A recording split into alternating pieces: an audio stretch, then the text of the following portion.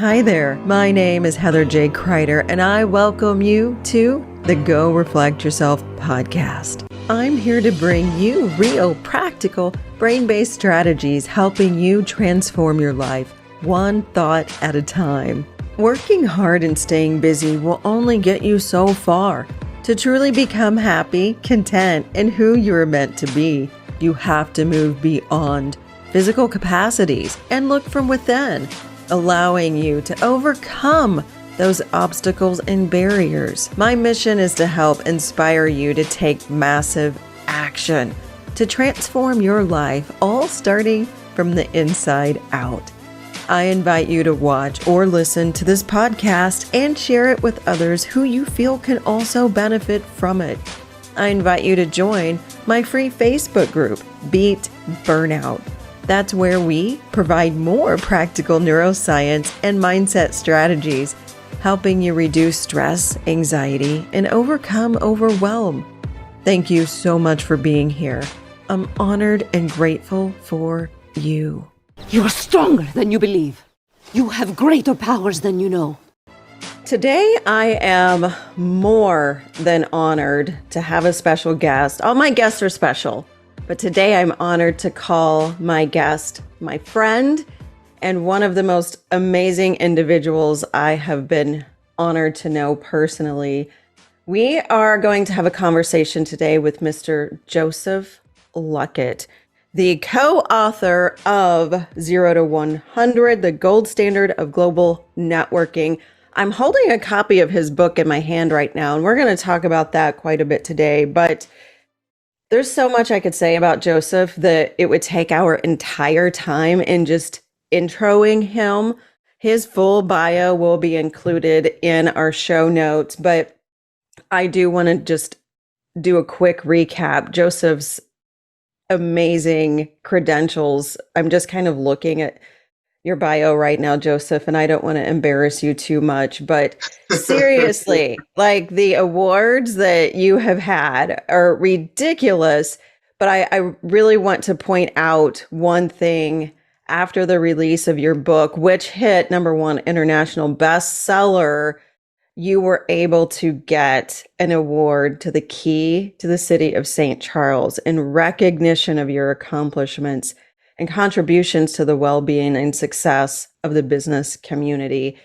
And you've got so many awards in the St. Louis area and beyond the best, the top 50 in business awards, St. Louisans on the move, succeeding in business, the top 100 St. Louisans you need to know to succeed in business, and the list goes on. But most importantly, Joseph is an amazing, caring individual, and that is why I want to have this conversation today. So welcome to the Go Reflect Yourself podcast, Mr. Joseph Luckett. Heather, thank you so much for the incredible introduction and for allowing me to be with you this morning and to be able to talk to your viewers. I'm honored. As well as I. We were just talking a moment ago before we went live, and I asked you, is there anything that's off topic? Is there any limitation I have on a question to ask Joseph Luckett today? Could you repeat the answer you gave me, if you remember what it was? I sure do. I don't think that anybody has something to be off limits when you choose to be an entrepreneur. I think when you choose to be an entrepreneur, you choose to be public. So I don't think that you have the option to be private in that respect. And I want to thank you for reiterating that. And the reason I wanted to start with that is because from the moment I first met you, that was one of the things that you talked about often was not just being open and accessible, but being open and accessible to help others. And you've often talked about vulnerability to be able to connect and help others. So that's really the thread that I'd like to carry as we start our conversation today. But before we get too far down that rabbit hole, I think it would be very interesting for people who don't know you. And clearly, I just talked about some of the amazing things that you have accomplished. But can you give us a little bit of a Joseph Luckett story and what led you here today? I would say I was a boy that was dealt some cards that, from a vulnerability perspective, has allowed me to touch many individuals. And if we were to unpack that story, I'm a guy who was adopted, a guy who's an African American, a guy that lives in a predominantly Caucasian community. And through just those three aisles, I've been able to get here. But this is just the start of everything that's happening in my life, because I don't believe that anybody truly arrives. And anybody that tells you otherwise is just telling you that they're on the decline of learning. I'm also a boy that was put into slow classes. I was also a boy that was told that because of the color of my skin that I would need to take speaking courses and classes to become successful. And I often tell people that just because one may strike out in school or through the Institute of Education does not mean one strikes out in life.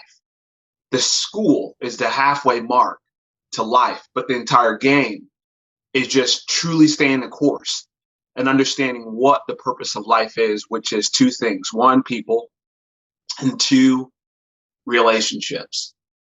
And so through each and every interaction I've had from the inception of me being born up until today, I digress back to your original question. Give us a piece of who you are, which brought you here today. I would say each and every interaction that I have had has brought me here today. And each person truly does affect me in so many different ways. And most people have no idea how much they truly affect me in so many different aspects of my life. And for that, I'm truly indebted and grateful. The experiences you've had, we all have our own, right? You probably maybe have had more than some and not as many as others. That's just the reality of humans and the situations that we go through. But if you really look at some of the situations you were in and to just talking about a child growing up and feeling, I'm not going to put words in your mouth, but I would imagine as children hearing certain things and being put in certain labels and buckets, it really creates an identity shift of who you are. How did you, and again, as an adult, a lot of times we carry these things with us as adults. So clearly there's a lot to the story, but how in the heck do you have such positivity given those stories that you've been through, the things that you've heard? Where did that come from? My mother used to always call me an angel as a boy. I never knew what it meant. Became a teenager, young adult, as well as an adult. Still didn't know what it meant. And my mom used to always share with me that, typically speaking, people would have something bad that would happen in their day and that would alter their entire course of their day. Mm-hmm. Whereas with me, I'm not really moved by things that happen within my day. I think whatever happens is just a micro aspect to the entire day. And I have lived a life where every single day that I get the opportunity to wake up, I am so grateful. And we don't live in a place where I walk outside my door and I'm held at gunpoint because there's a war happening. I live in a place today, and for the remainder of my life, I live in a spot today where I can grocery shop with other cultures. I can grocery shop with different races. I have a roof over my head. I have a bed to be able to lay on. I have a vehicle to be able to drive. I have currency to be able to fill up my gas tank and so much more. So I don't believe that anybody has the ability to have an overall bad day, especially if you have your limbs, you have oxygen, you have blood, and all these wonderful things that we were born with. I don't believe that it's possible to have a bad day. I don't believe it's possible. I love that. Say that again of how you explain the micro. What did you label that? Those micro situations that happen to us throughout the day? Correct, because that's what makes up a full day, as all of these micro experiences that you do have dictate the entire day. Micro experiences. That's perfect. I absolutely love that. And that's perspective, right? We have the power to choose that. And how many times do you hear people Sunday night or Monday morning get the Sunday night blues, or they Monday morning grumpies is what I call them? That's just a choice and a perspective. So I love that. These micro experiences are what create our entire experience. And one little micro experience, we have the power to choose our perspective, our thoughts, and our feelings around that. Absolutely. So let's get real about that for a second, though. When stress, you talked about the reality of certain worlds, stress, hardship, the past few years with the COVID pandemic, those things are real. People have had real struggles. And I'm sure you've had struggles in your life as well. You're painting a very positive, beautiful image of your life, and you're a very positive, beautiful person, but you're choosing that. My point and my question with this is, what do you say to that person who just can't break through the hardships, the stress, the heaviness of the weight of the world on their shoulders? And those micro experiences have created such a big cloud that they don't see it any other way. Simply stated, reach out to somebody that has a bigger belief system than you and borrow their belief system until you get your own. That's what I would tell that person, and continue to do that over and over and over, and continue to communicate with that individual on a regular basis. As long as that person is open for that continual ongoing communication with them, continue to stay near that fire. And I'll also go back to what was in a portion of the information you filled out for us about talking about self-development. Mm-hmm. And there was a message that I shared with some folks about self-development. To me, self is the consumption of information through briefings, through seminars, through books, audios, CDs, so on and so forth. Most people do that, and they do a ton of that. The development aspect is the application of all of the selfing. Most people mm-hmm. aren't truly self-developing. They're truly selfing, not mm-hmm. developing. Mm-hmm. I couldn't agree with you more. and preach it for me. That's exactly why we go back to self-reflection. We have to really honor and own up to our decisions, our actions, and we can change those based upon our belief system. And it's hard. I mean, that's why I asked you that question. A lot of people really are carrying difficult things in their life, and it is very hard. But running that play, that same thought process, listening to the same things are great only if you're willing to take action and move and really connect to that desire to move out into a better place. But Heather, what I would also say to you as well, given we had a pandemic, and given that there are real struggles, given that people are really, truly doing bad, having terrible thoughts, in this very moment, I would relate that back to when you're in school and you have to study for a particular test, whether you're homeschooled or whether you're in a public or private school, when you had to study for that test. And at that very moment in time, you feel like it's the end of the world. You feel like if I fail this test, I'm going to totally die. Fast forward, you get older and you realize, oh, that situation wasn't as big as I was making it out to be.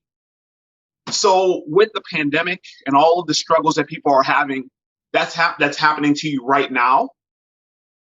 Next year or the year after, you'll look back on this exact same moment and say, I was making it bigger than what it truly was. And not to discount or discredit what the pandemic has done for so many different people in a negative way, it's also done things for people in a very positive way. Mm-hmm. And one thing that I have said to so many different people through this time is get around people, communicate with people, love with people, continue to have the courage, continue to have the belief, and stay and truly become the dullest crayon in the box. Never think that you're the brightest. You don't ever want to be the brightest. But through this entire time, I would say just some of those jewels can get a person through any situation, any situation. And I know for me, I was saying that I know I'm coming out 10 feet tall. It didn't disrupt me in that regard. It disrupted the anticipation of my excitement of wanting to so bad release what it is that we were doing. However, it just allowed us to take the existing plans that we had, communicate about those, pivot, and look at how could we adjust that for the public in a grander, bigger way.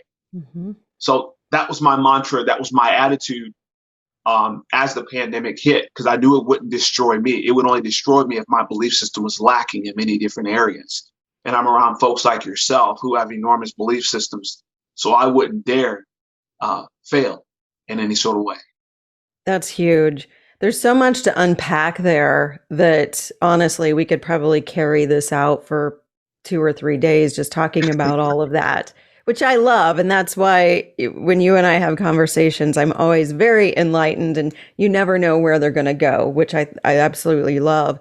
But one of the things I really want to hit on, and these are the things that, you know, we talk about here at the Go Reflect Yourself podcast and all the other things. Clearly, my word is reflect. And there's a lot of meaning behind that. But one of the things that I really picked up of what you just said, and thank you for so beautifully putting that, we are humans having an experience. And these existential crises we have, you know, I always put that in reference of my teenagers. I now have 2 teenagers and oh my gosh, I cannot believe that's my reality. I'm a mother of 2 teenagers. Oh my gosh. But that existential connection to that, but to teenagers, every tiny little thing is a crisis. And that's their identity is tied to those moments and from that existential being versus realizing they're a human having an experience. They haven't learned and developed that quite yet. But unfortunately, most people, I will use your word, don't further develop themselves out of that. And so everything that you're talking about, and I love your growth mindset because that's really what it is. It's about that self-reflection of saying, hey, this is one micro experience. This thing does not define me. And that's a very difficult thing. And you talked about belief system, and that's a whole other conversation. But I don't want to get too far off on that because I really want to understand you've had this vision for 0 to 100 for quite some time. And clearly this is the ethos of what you want to leave to the world and serve to the world. Can you kind of start from the beginning of why this was so important to you? I would say it's important to me because I was the guy that went to the library looking for the business networking section, and the librarian told me that they didn't have a business networking section. Number 2, I was the guy who Googled some data surrounding networking, and no one's ever measured networking and created something that was universal, no matter what path somebody chose to network in, that they could follow step by step by step and obtain a real, truly measurable result. And so that was an experience that I had back in 2011 when I walked into a room and I was invited by a good friend of mine who happened to be late on that particular day. And the people that were working the sign-in table were talking to every single person that got up to sign in. So it was eventually my turn to get up to sign in. So I signed myself in, and the individuals working the table didn't welcome me. They didn't speak to me. I did that. And furthermore, I sat between 2 individuals that never said one word to me. Weeks later, I get a phone call And they were telling me, this individual who happens to be a friend of mine today told me they're not used to having African Americans come to the meeting. And I would say from that one experience, and every room that I walked into that did not look like me, and I didn't have somebody that I could tap into to show me exactly what it meant to truly network, but more importantly, connect with individuals. That was the start of everything that has happened thus far. And I want to make sure no one feels like that. And I want to make sure that everybody is included. And it goes back to, Heather, and hopefully I'm not missing the mark, goes back to a quote of mine: serve the human race, don't cherry pick the race. In other words, serve everybody equally, whether that person's a Christian, Muslim, or Jew, whether that person's tall or short, black or white, gay or straight, disabled or not. Your objective should be to serve them equally.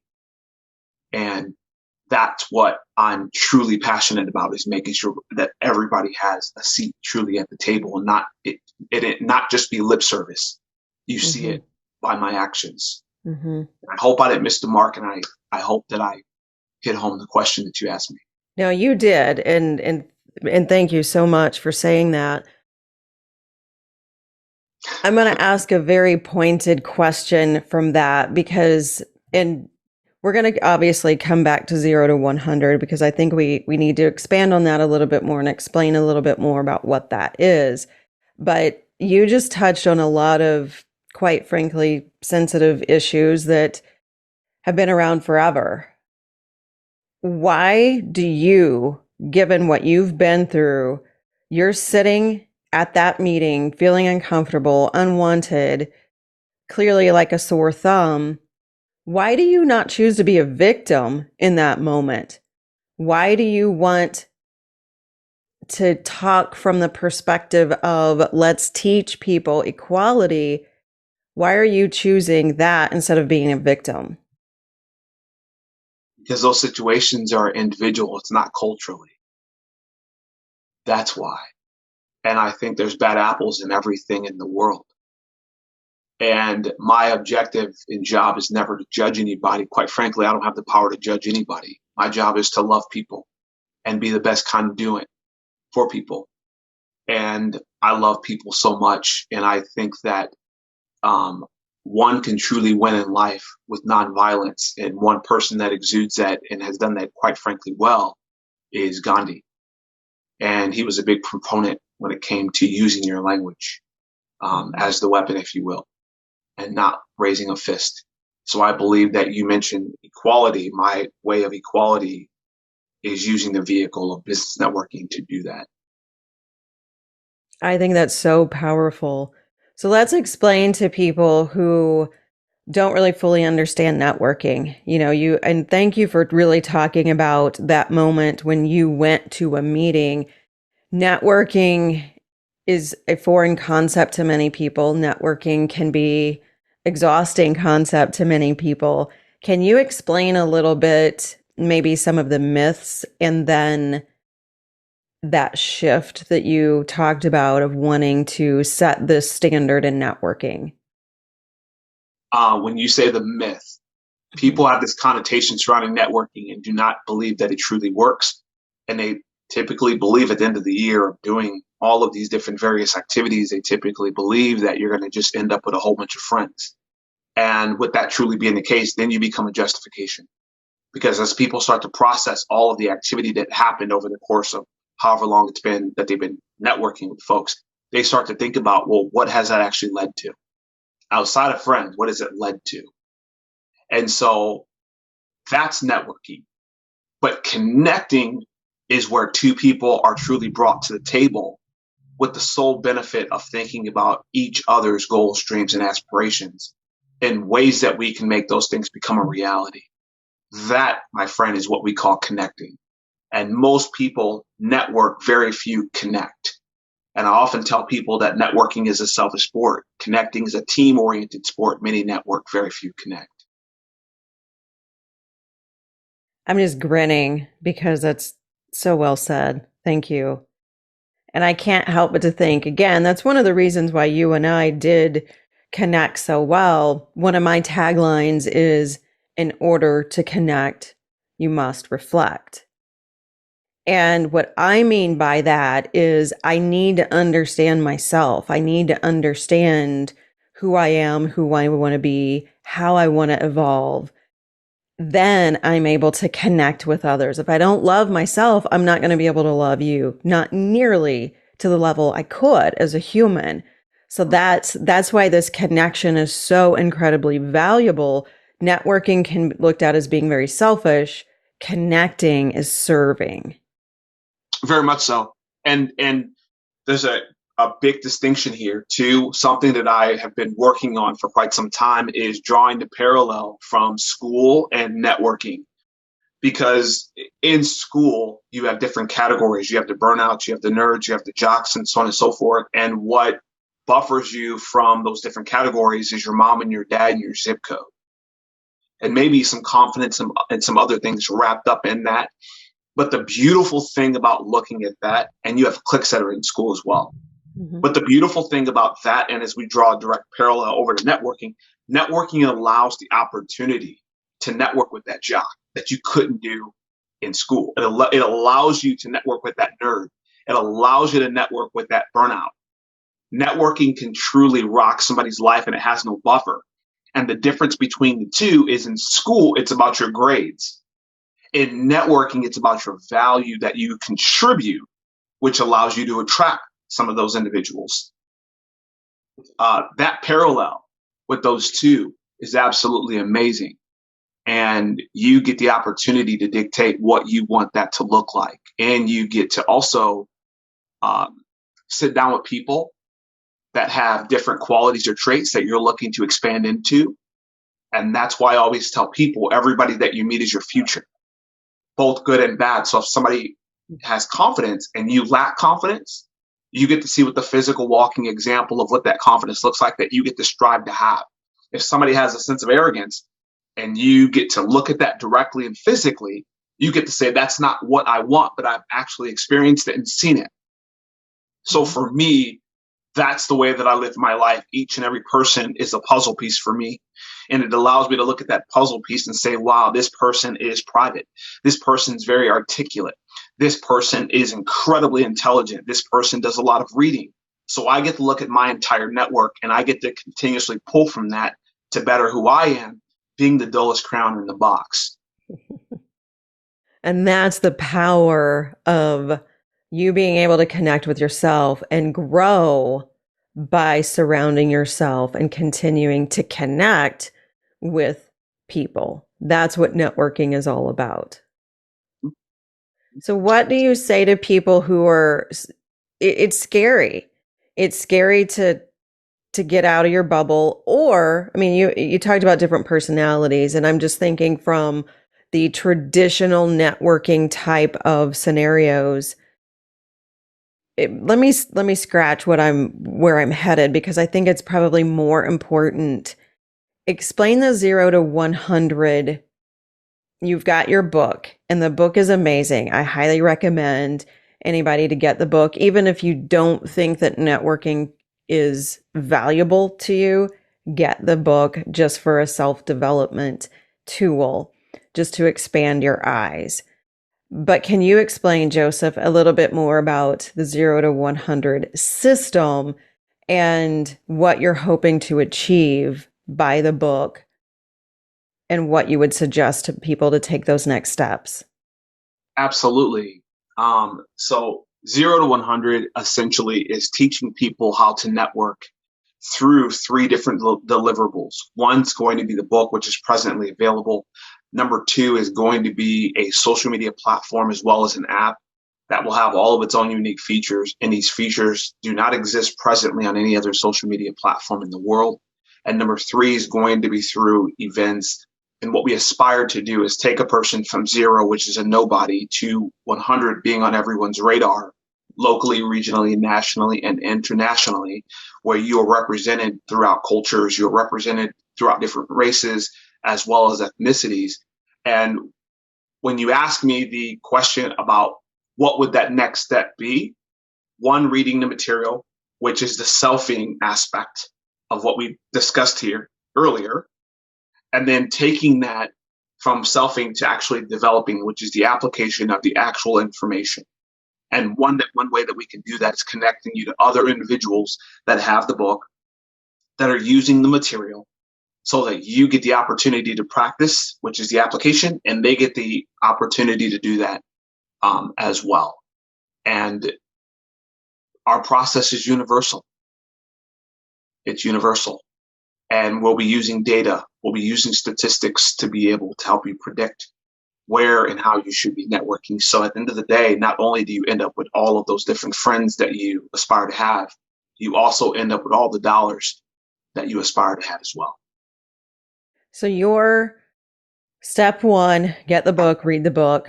Step two, the application of the material that you're learning in the book. And that's really the framework. That's what you're talking about. Your vision is to help facilitate that and be this conduit for the connection.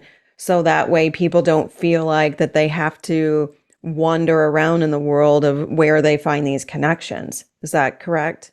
Agreed. Absolutely. Just imagine going into the networking space and having some sort of tool per se that you can look at where everything is in one area. That's an organized area. And you could flip to whatever page that is, use that information, save yourself time, energy, and money, and put yourself way ahead of the game and not have to waste any of that.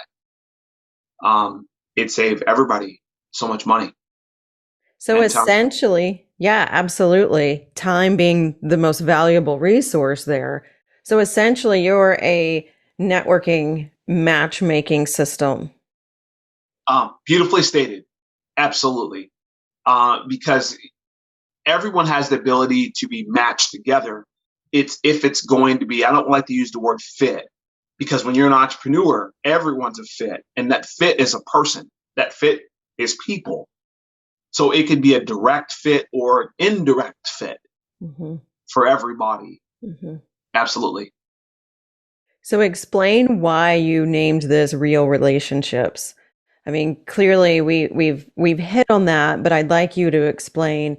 You focus on relationship building, but not just the superficial, typical, again, from a myth perspective, relationship where it feels like work and it's not really on a human level. Simply put, most people are transactional. They aren't truly relational. And they lead with thinking they need to chase dollars. And the reality is they'll never chase the carrot. They'll never catch it.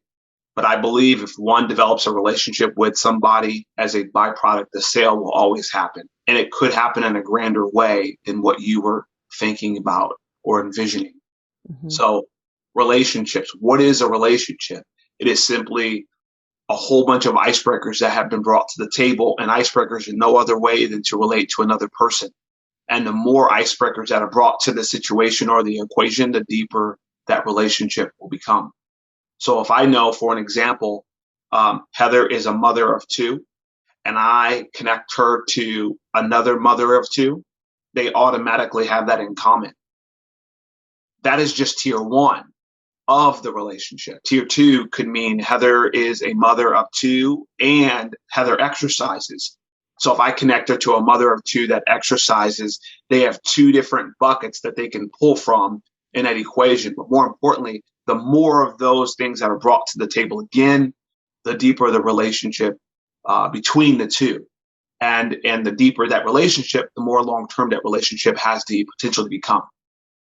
That's beautiful. I think about what you just said on a, call it a metaphysical level, call it a physics, a science, a spiritual, whatever, but we are all just energetic beings. We all are frequency and vibration.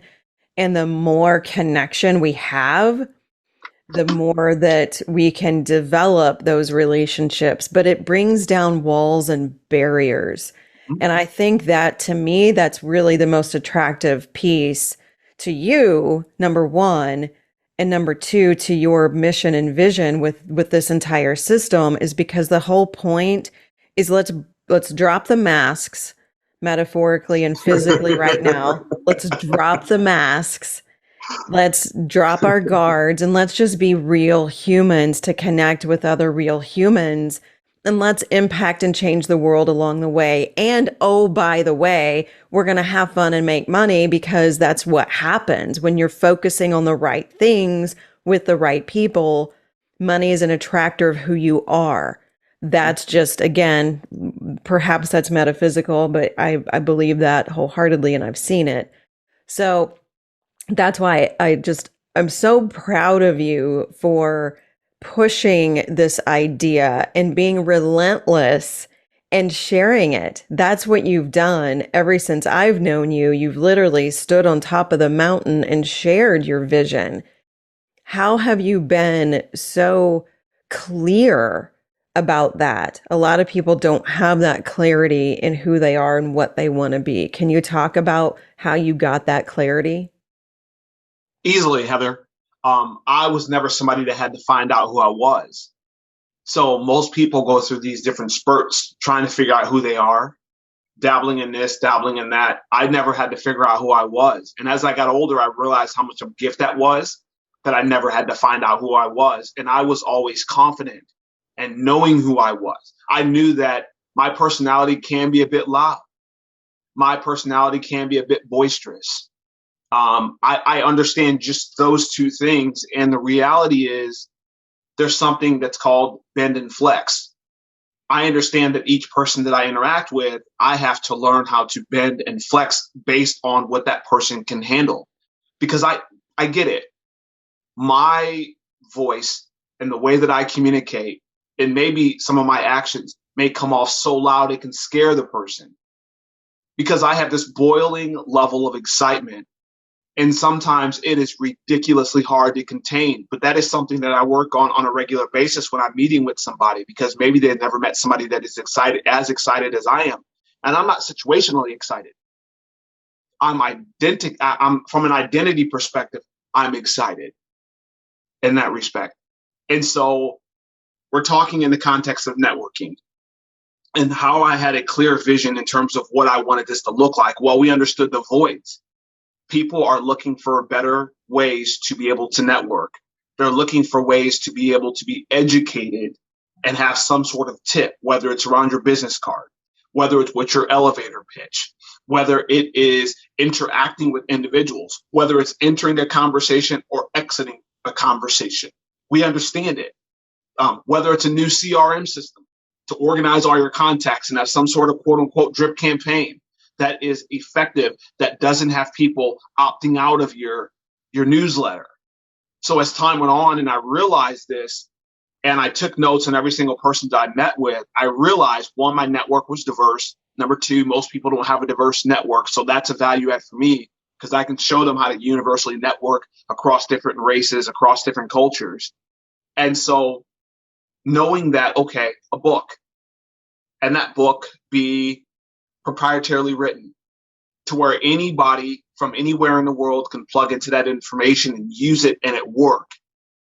But not everybody reads. So I understood, okay, what about a piece of technology? Could I have my own social media platform that is built, that has all of these cool, awesome, and unique features? And it allows the book to work directly with it. And those people that don't read the book, they can get on our social media platform or download the app when it's available. And then I realized, okay, not everybody is technologically savvy. What happens if we had events where I could invite people that I love, like, and trust to a room, and they can reciprocate those exact same efforts, and I could have different speakers that resemble the globe that can pour into my community of individuals from a value perspective, and have the book tied directly into the events. So now we're all speaking the same language. If 100 people are at the event and they all have the book, we're all speaking the same language, which is relationships. And you're at the event, you can download the app and you can jump onto the app with your other networking friends. We're all sharing the same language. We're all after the exact same thing. And essentially we can empower not only our region, not only our nation, but we can inspire the globe. And I believe, unless I'm told different, I believe I've developed a network that has the ability to do that. I agree. And I'm ready to sign up right now, and I already know what you're all about. It's like, I'm picking up what you're throwing down, and where do I sign up? Uh-huh. Hmm. But you're right. You are inspiring. And I think something you said earlier, I want to completely reiterate. When you surround yourself by people who are willing to be vulnerable, to be honest about who they are, but to have the clarity, and it's even not the clarity, the willingness to talk about what's in their heart. You never know what's going to happen. And that's really the whole point here. You have this very clear vision of your network, but innovation comes from this. Creativity comes from this. When we feel good, when we feel inspired, then we're willing to do things. We're willing to take action. And to me, on a collective, global humanity level, that's really where you're going and impacting. And that's that spark and those fires that continue to burn and ignite each other, because we're able to learn and grow just through the simplest things, such as being real and offering who I am to you. That's why I love what you're doing. And I'm just so proud to know you. And I'm so proud to watch you just fly right now and really change and impact the world. So thank you for all that you're doing. I appreciate that, Heather, very much. But I can't take all the credit. I can't take that. I've always said to you that awesome's always done with two or more people. It's never done alone. So I thank you for opening up your podcast to not just me, but so many others, because we're doing the same work in that regard. So I can't take all the credit. I think the people that allow me into their love and like space, because that's a choice. To love somebody or to like somebody, that's a choice. And for somebody to want to create a friendship with me, I'm grateful. I'm just so grateful. I agree. How can people find you? Clearly, we'll put everything in our show notes, but what's that next action you would suggest for somebody to take right now listening to this? I can be found on Instagram at Joseph Luckett, which I believe Heather's going to put that into the information. Yeah. You can add me on Facebook. I am at capacity on Facebook. And when I'm able to add the individual, I will add them on Facebook. LinkedIn, Joseph Luckett, the exact same thing. That's what I would say. Pinterest, Joseph Luckett. Twitter, Joseph Luckett. Alignable, Joseph Luckett. Just Google Joseph Luckett. You'll find you. Uh-huh. And again, we will put links to all of your social media, but most importantly, I really would suggest, if you don't have a copy, and again, I'm holding it in my hand right now, is your book 0 to 100, The Gold Standard of Global Networking. One thing I want to also point out, and I'd like to ask you to explain a little bit, there is a portion of the proceeds of this book that does go to a local St. Louis charity. Can you talk about that just a little bit, Joseph? Yes. So the entire model of 0 to 100 is a give back model. So when a person purchases the book, a portion of those proceeds will go to what is called Spirit of Discovery Park. And when the app and platform is built, a portion of that will go to the park as well. And when a person comes to our events, whether they have a virtual ticket or a physical ticket, a portion of that will go to the park as well. And might I mention, Heather, all of our events, we aspire to have them live. So it doesn't matter where you live in the world. We aspire to have that come through your screen in your respective language. And we aspire to have the book available in 100 different languages, including Braille. And the park, which is called Spirit of Discovery Park. So it goes past the coffee table and has a bigger impact to Spirit of Discovery Park, which will be a park built on 45 acres.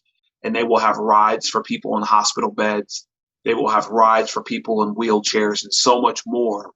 And it will be an all-inclusive, all-abilities park, because there are some parks that you go to and you have to be a specific height, or you have to have X number of limbs to be able to go and have fun at the park.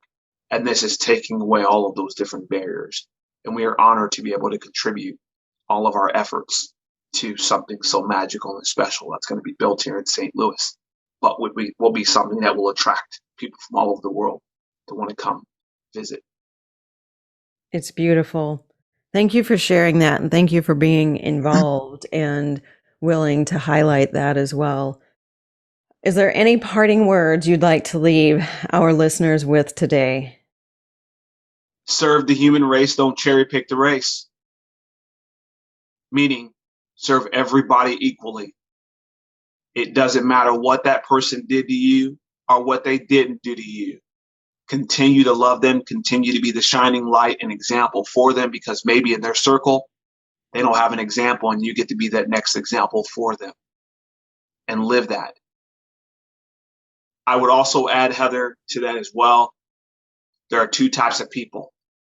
The person that reads information to make money on it, to teach it, and the person that reads information to live it. Be the latter. I don't think there's any more we can say. Joseph, it's an absolute honor to be here with you today. Thank you for your time, your wisdom, your courage, and just thank you for being you. Likewise. Thank you, Heather. Thank you. Thank you so much for listening to this episode of Go Reflect Yourself. Please rate and review this episode, and if something moved you, please feel free to share. For more inspired action or to stay in touch, head on over to goreflectyourself.com or heatherjkreider.com. You can also take the growth mindset quiz and learn where your current growth mindset lies. Stay in touch on all social media at Heather J. Kreider. Until next time, this is your host, Heather Kreider, and I am challenging you to go reflect yourself so you can discover and become who you are meant to be.